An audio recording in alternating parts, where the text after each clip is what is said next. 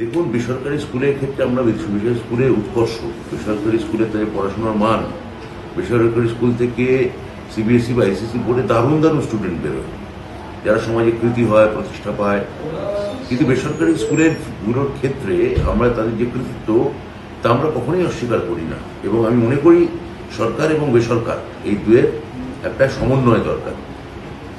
Private নার্সিংহোমের ক্ষেত্রে যেমন মাননীয় মুখ্যমন্ত্রী আমরা দেখতে পেয়েছি, তার অধীনে স্বাস্থ্য দপ্তর এটাকে যথেষ্ট এটা নিয়ে মাথা ঘামিয়েছে, চর্চা করেছে।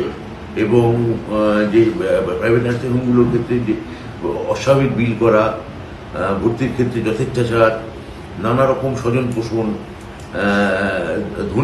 ধনিক শ্রেণীকে বেশি গুরুত্ব দেওয়া, প্রান্তিক শ্রেণীকে কম গুরুত্ব দেওয়া, এইগুলো যে চর্চা ছিল, এটা মুখ্যমন্ত্রীর হস্তক্ষেপে প্রায় আমাদের প্রাইভেট নার্সিংহোমগুলি থেকে উঠে গেছে। এখন একটা সম ব্যবহার এবং সম দৃষ্টিভঙ্গি আমরা দেখতে পাই।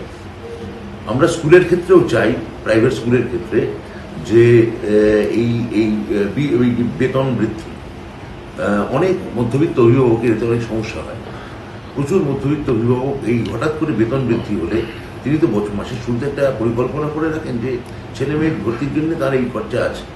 হঠাৎ করে একটা নোটিশ দিয়ে সেই বেতন বাড়িয়ে দেওয়া, অন্যান্য কর্পোরাল পানিশমেন্ট, নানা রকমের পরিকাঠামোগত অভাব, এগুলো বেশ কিছু বেসরকারি স্কুলের ক্ষেত্রে আমরা লক্ষ্য করেছি।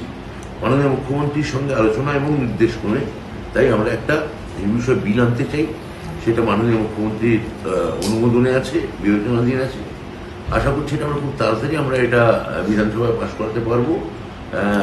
কবে কার্যকরী হবে সেটা অবশ্যই আমাদের এখানে মাননীয় রাজ্যপালের স্বাক্ষরের উপর নির্ভর করছে।